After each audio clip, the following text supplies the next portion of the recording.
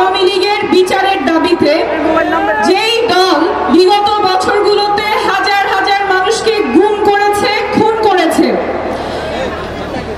কন্যা জানে না পিতা কি এখনো বেঁচে আছে না মারা গিয়েছে, রাস্তা থেকে উঠিয়ে নিয়ে গেছে, এখনো জানে না পিতা কোথায়। জুলাই আগস্টে কয়েকদিনের ব্যবধানে হাজার হাজার মানুষকে নির্মমভাবে আহত করেছে, পঙ্গু করেছে, অন্ধ করেছে, সারা জীবনের জন্য তাদের কর্মক্ষমতা হারিয়েছে। সেই দল নাকি নির্বাচন করবে। রক্তের দাগ এখনো শুকায় নাই, আমার হাসপাতালে ভাইয়েরা এখনো কাতরাচ্ছে, কোনো বিচার নাই, কোনো অনুশোচনা নাই। সেই দল নাকি নির্বাচন করবে। আর কত নির্যাতন করলে মানুষকে, আর কত নির্যাতনের মধ্য দিয়ে নিয়ে গেলে, গুম খুনের শিকার করলে একটা দলের নিবন্ধন বাতিল হয়।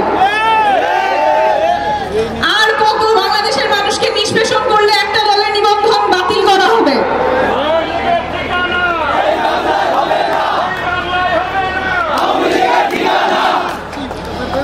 বিচার, আওয়ামী লীগের বিচার করতে হবে। গুম খুনের সাথে জড়িত আওয়ামী লীগ এবং আওয়ামী লীগের সহযোগী অঙ্গ সংগঠন, মহিলা লীগ, যুবলীগ, শ্রমিক লীগ, যারাই গুম খুনের সাথে জড়িত ছিলেন তাদের সবার বিচার নিশ্চিত করতে হবে।